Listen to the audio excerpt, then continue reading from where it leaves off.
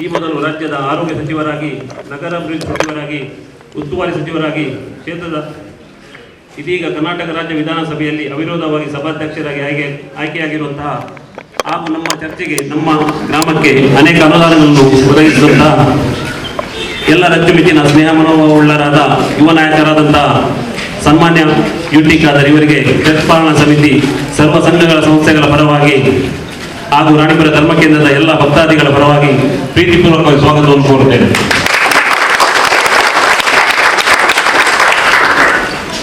ಹಾಗೆಯೇ ನಮ್ಮ ಇಂದಿನ ಕಾರ್ಯಕ್ರಮದ ಸಭಾಧ್ಯಕ್ಷರಾಗಿ ಮೇರಿ ವಿಶ್ವಮಾತೆಗೆ ಸಮರ್ಪಿಸಿದ ನಮ್ಮ ಚರ್ಚಿನ ಪ್ರಧಾನ ಧರ್ಮಗುರುಗಳಾದ ವಂದನೀಯ ಫಾದರ್ ಜಯಪ್ರಕಾಶ್ ಡಿಸೋಜ, ನಿಮಗೂ ಈ ಕಾರ್ಯಕ್ರಮಕ್ಕೆ ನಾನು ಸ್ವಾಗತವನ್ನು ಕೋರುತ್ತೇನೆ. ಹಾಗೆಯೇ ನಮ್ಮ ರಾಣಿಪುರ ಅರ್ಜಿನಮೇರಿ ಕಾನ್ವೆಂಟಿನ ಸುಪ್ರಿಯರಾದ ಸಿಸ್ಟರ್ ಉಷಾ ಹಾಗೂ ಇಲ್ಲಿರುವ ಎಲ್ಲ ಸಿಸ್ಟರ್ಗಳಿಗೆ ನಾನು ಪ್ರೀತಿಪೂರ್ವಕವಾಗಿ ಸ್ವಾಗತಿಸುತ್ತೇನೆ. ಹಾಗೆಯೇ ಗ್ರಾಮದಲ್ಲಿ ಉತ್ತಮ ಕಾರ್ಯಸೇವೆಯನ್ನು ನೀಡಿ ದೀನ್ ದಯಾಳ್ ಪ್ರಶಸ್ತಿಗೆ ಪಾತ್ರರಾದ ಮುನ್ನೂರು ಗ್ರಾಮ ಪಂಚಾಯತ್ ಅಧ್ಯಕ್ಷ ವಿಲ್ಫ್ರೆಡ್ ಡಿಸೋಜ, ನಿಮಗೂ ಈ ಕಾರ್ಯಕ್ರಮಕ್ಕೆ ನಾನು ಸ್ವಾಗತವನ್ನು ನೀಡುತ್ತೇನೆ. ಹಾಗೆಯೇ ನಮ್ಮ ಚರ್ಚಿನ ಸಮಿತಿಯ 21ನೇ ಸಂಯೋಜಕರಾದ ಶ್ರೀಮಾನ್ ನವೀನ್ ಡಿಸೋಜ, ನಿಮಗೂ ಈ ಕಾರ್ಯಕ್ರಮಕ್ಕೆ ನಾನು ಸ್ವಾಗತವನ್ನು ಕೋರುತ್ತೇನೆ.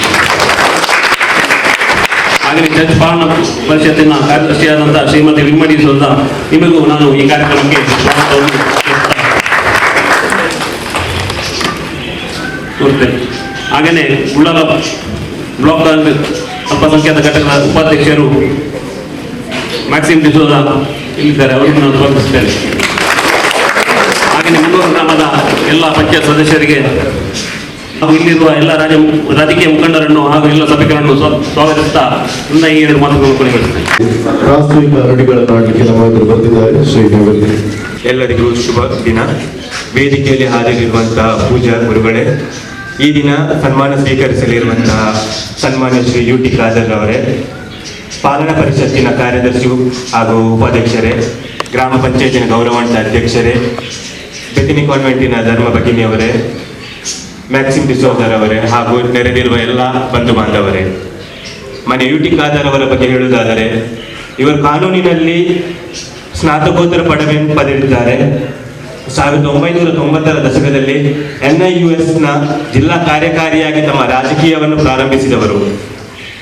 ಹಾಲಿಯವರ ತಂದೆಯವರಾದ UT ಫರೀದ್ ಇವರ ನಿಧನದ ನಂತರ 2007ರಲ್ಲಿ ಉಪಚುನಾವಣೆಯಲ್ಲಿ ಮೊದಲ ಬಾರಿಗೆ ಶಾಸಕರಾಗಿ ಆಯ್ಕೆಯಾಗಿ ಸತತವಾಗಿ 5 ಬಾರಿ ಇವರು ಶಾಸಕರಾಗಿ ಆಯ್ಕೆಯಾಗಿ ಸೋಲಿಲ್ಲದ ಸರದಾರರಾಗಿರುತ್ತಾರೆ.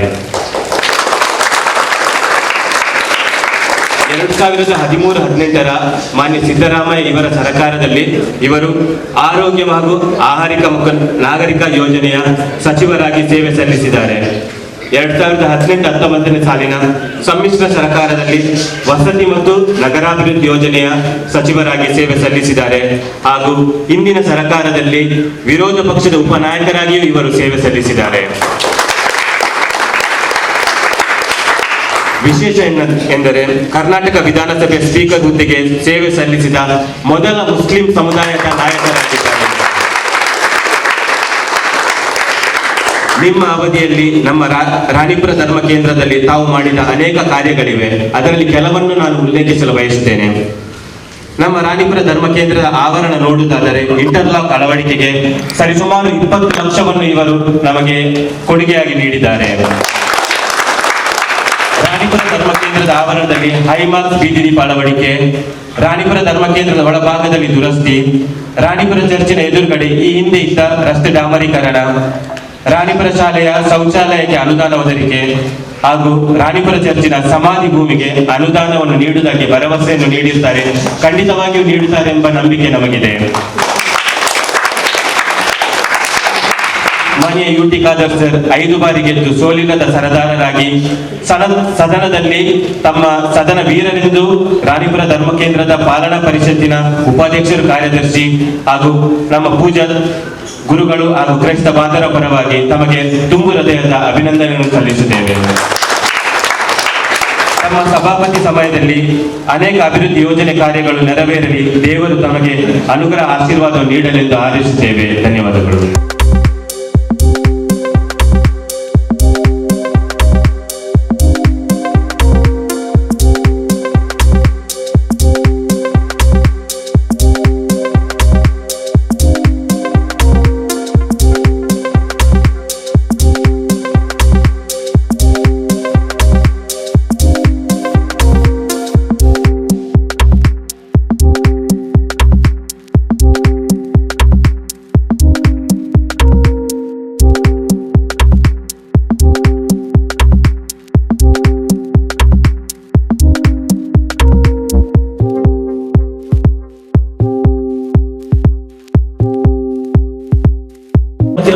ಇವತ್ತು ತುಂಬ ಸಂತೋಷದ ವಿಷಯ. ಯಾಕೆಂದರೆ ನಮ್ಮದೇ ಕ್ಷೇತ್ರದ ಒಬ್ಬರು MLA ಆಗಿ ಚುನಾಯಿತರಾಗಿದ್ದಾರೆ ಮಾತ್ರವಲ್ಲ, ಸಭಾಧ್ಯಕ್ಷರಾಗಿ ನಮಗೆ ತುಂಬ ಹೆಮ್ಮೆಯನ್ನು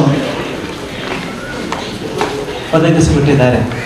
ಈ ಸಂದರ್ಭದಲ್ಲಿ ನಾನು ನಮ್ಮ MLA ರವರಿಗೆ, ಸಭಾಧ್ಯಕ್ಷರಿಗೆ ಶುಭಾಶಯಗಳನ್ನು ಕೋರುತ್ತೇನೆ.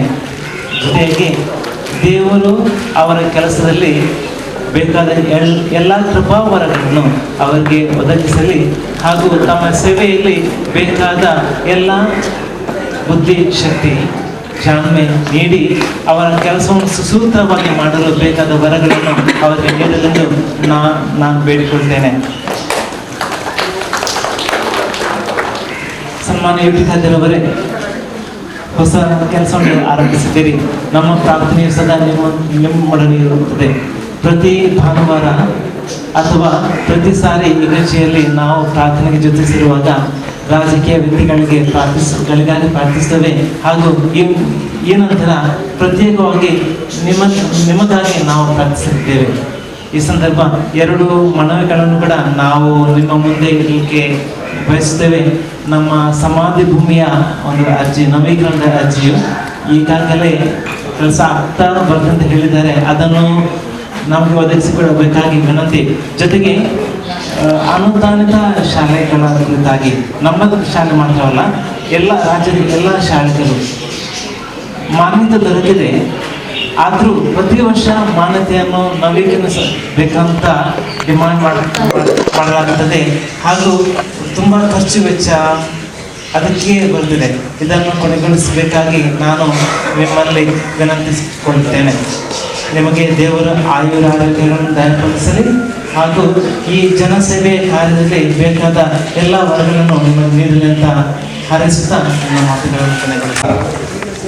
ರಾಣಿಪುರ ಚರ್ಚಿನ ಸನ್ನಿಧಿಯಲ್ಲಿ ನಡೆಯುತ್ತಿರುವಂಥ ಈ ಪ್ರೀತಿಪೂರ್ವಕ ಗೌರವ ಸನ್ಮಾನದ ಸಮಾರಂಭದ ಅಧ್ಯಕ್ಷ ಸ್ಥಾನ ಮತ್ತು ನೇತೃತ್ವವನ್ನು ವಹಿಸಿದಂತಹ ನಮ್ಮಲ್ಲಿ ಆದರಣೀಯರು, ನಮ್ಮಲ್ಲಿ ಗೌರವಿತರು, ಚರ್ಚಿನ ಧರ್ಮಗುರುಗಳಾಗುವಂತಹ ರೆವರೆಂಡ್ ಫಾದರ್ ಜಯಪ್ರಕಾಶ್ ಅವರ ಆಶೀರ್ವಾದವನ್ನು ಬೇಡಿಕೊಂಡು, ವೇದಿಕೆ ಮೇಲೆ ಉಪಸ್ಥಿತರುವಂತಹ ಗ್ರಾಮ ಪಂಚಾಯತಿಯ ಅಧ್ಯಕ್ಷರು ಸನ್ಮಿತರಾದಂಥ ವಿಲ್ಫ್ರೆಡ್ ಅವರೇ, ಅದೇ ರೀತಿ ಪಾಲನಾ ಸಮಿತಿಯ ಉಪಾಧ್ಯಕ್ಷ ಅಂತ ಅರುಣ್ ಅವರೇ, ನಮ್ಮ ಜೊತೆ ವೇದಿಕೆ ಮೇಲೆ ಉಪಸ್ಥಿತ ಗೌತಮ್ ಸಿಸ್ಟರ್ ಹುಷಾರ್ ಅವರೇ, ಗೌತಮ್ ವಿಲ್ಮಾ ಟೀಚರ್ ಅವರೇ, ಅದೇ ರೀತಿ ನೇವಲ್ ಅವರೇ, ನಮ್ಮ ವಲಯ ಅಧ್ಯಕ್ಷ ಅಂತ ಮ್ಯಾಕ್ಸಿಮ್ ಅವರೇ, ಮಾಜಿ ಅಧ್ಯಕ್ಷ ಅಂತ ನವೀನ್ ಅವರೇ, ತಾಲೂಕು ಮಾಸಂತ ವಿಲ್ಮಾರ್ ಅವರೇ, ಈ ರೀತಿ ಎಲ್ಲ ನಮ್ಮ ಹಿರಿಯ ಸದಸ್ಯರೇ, ಬಹುಶಃ ನಮ್ಮ ಬೀದಿ ಕಾರ್ಮಿಕವಾಗಿ ಹೋರಾಟ ನಮ್ಮ ರಫೀಕ್ ಸೋಲ್ಕರ್ ಅವರೇ, ಈ ಒಂದು ಮುಂದಿರುವ ಎಲ್ಲ ಗೌರವಂತ ಈ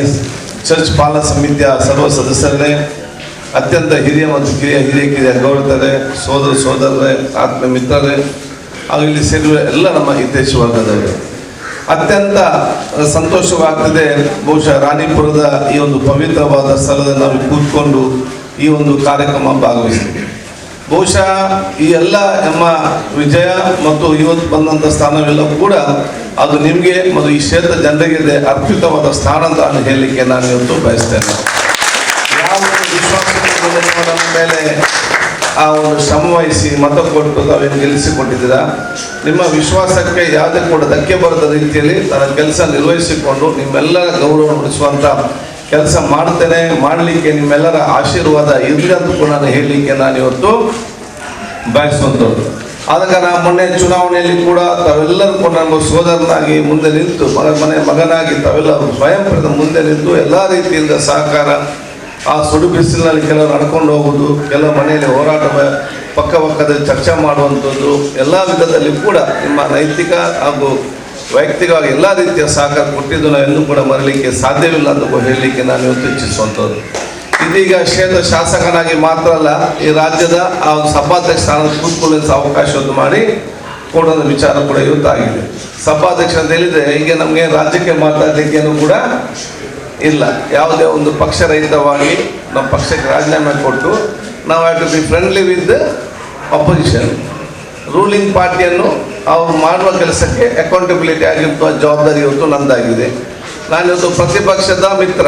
ನಾನು ಎಷ್ಟೇ ಮಿತ್ರ ಆದರೂ ಕೂಡ ನನ್ನ ಮೇಲೆ ಡೌಟ್ ವ್ಯಕ್ತಪಡಿಸೋದು ಖಂಡಿತ ವ್ಯಕ್ತಪಡಿಸ್ತಾನೆ ಇರ್ತಾರೆ, ಅದು ನಿಲ್ಲಿಸಲಿಕ್ಕೆ ಸಾಧ್ಯವಿಲ್ಲ. ಸರ್ಕಾರವನ್ನು ಜವಾಬ್ದಾರಿ ಸ್ಥಾನದಲ್ಲಿ ನಿಲ್ಲಿಸುವುದು ನನ್ನ ಇವತ್ತು ಒಂದು ಕರ್ತವ್ಯ ಆಗಿದೆ. ಅವರು ಹೇಳಿದಂಥ ಕೆಲಸ ಮಾಡಿಸುವುದು ಮತ್ತು ಅವ್ರು ಕೊಟ್ಟಂಥ ಮಾತನ್ನು ಅದನ್ನು ಈಡೇರಿಸುವಂಥ ಮತ್ತು ಈಡೇರಿಸಲಿಕ್ಕೆ ಬೇಕಾಗಿ ಅವರನ್ನು ಜವಾಬ್ದಾರಿ ಮಾಡುವಂಥ ಜವಾಬ್ದಾರಿ ಕೂಡ ಕೆಲಸ ಇವತ್ತು ನಂದಾಗಿದೆ. ಹಾಗಾಗಿ ಎಲ್ಲಕ್ಕೆ ಒಂದು ಸಂವಿಧಾನಬದ್ಧ ಮತ್ತು ಸಂಸದೀಯ ಆ ನಿಯಮದ ಅನುಸಾರವಾಗಿ ಕೆಲಸ ಮಾಡಲಿಕ್ಕೆ ನಿಮ್ಮೆಲ್ಲ ಸಹಕಾರ ಸಲಹೆ ಸೂಚಿಸುವಂಥ ಅವಕಾಶವಾಗಲಿ.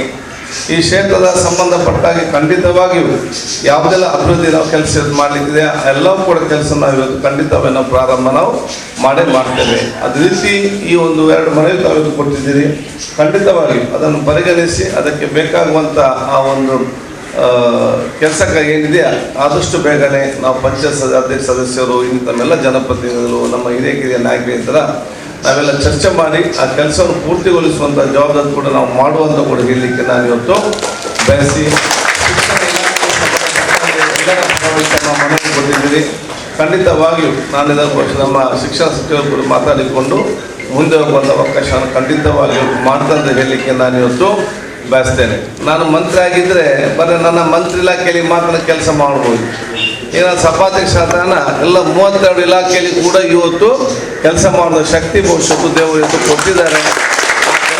ಖಂಡಿತವಾಗಿ ಮಾತಂತ ಹೇಳಲಿಕ್ಕೆ ನಾನು ಇವತ್ತು ಹೆಚ್ಚಿಸಿ ಬಹುಶಃ ನಿಮಗೆಲ್ಲ ಶುಭಾಶಯ ಸಲ್ಲಿಸಿಕೊಂಡು ಮತ್ತೆ ಮುಂದಿನ ತಿಂಗಳು ಮತ್ತೆ ಬಹುಶಃ ಆಗಾಗ ಅಧಿವೇಶನ ನಡೀತಾ ಇದೆ. ಈ ಅಧಿವೇಶನ ಸಂದರ್ಭದಲ್ಲಿ ತಾವೆಲ್ಲರೂ ಕೂಡ ಬೆಂಗಳೂರು ಕೂಡ ಬರಬೇಕು, ಅಧಿವೇಶನ ನೋಡಬೇಕು, ಯುವಕರಿಗೆ ಕೂಡ ಆ ಒಂದು ವಿಚಾರದ ತೋರ್ಪಡಿಸಬೇಕಂತ ಹೇಳಿಕೊಳ್ತಾ ನಿಮಗೆಲ್ಲರಿಗೂ ನನ್ನ ವಿಶೇಷವಾದ ಅಭಿನಂದನೆ ಕೃತಜ್ಞತೆ ನಾನು ಸಲ್ಲಿಸಿಕೊಂಡು ಮತ್ತೊಮ್ಮೆ ನೀವು ತೋರಿಸ್ಕೊಂಡ ಪ್ರೀತಿಪೂರ್ವ ಗೌರವಕ್ಕೆ ನಾನು ಯಾವ ಕೂಡ ಅಭಾರಿಯಾಗಿದ್ದುಕೊಂಡು ಬಹುಶಃ ನಾವೆಲ್ಲರೂ ಕೂಡ ಜೊತೆಯಲ್ಲಿ ಮುಂದೆ ಹೋಗುವ, ನಾವು ಜೊತೆಗೆ ಮುಂದೆ ಹೋಗುವ ಸಂದರ್ಭದಲ್ಲಿ ಯಾರು ಹಿಂದೆ ಉಳಿದಿದ್ದಾನೆ ಅವನ ಕೈ ಹಿಡಿದು ಮುಂದೆ ತಗೊಂಡ ಜವಾಬ್ದಾರಿ ನಾವಿವತ್ತು ಹಮ್ಮಿಕೊಂಡು ಹೇಳಿಕೊಳ್ತಾ ಮತ್ತೊಮ್ಮೆ ನಿಮಗೆಲ್ಲರಿಗೂ ವಂದಿಸಿ ನನ್ನ ಮಾತು ಮುಗಿಸಿನಿ. ಜಯ ಹಿಂದ್.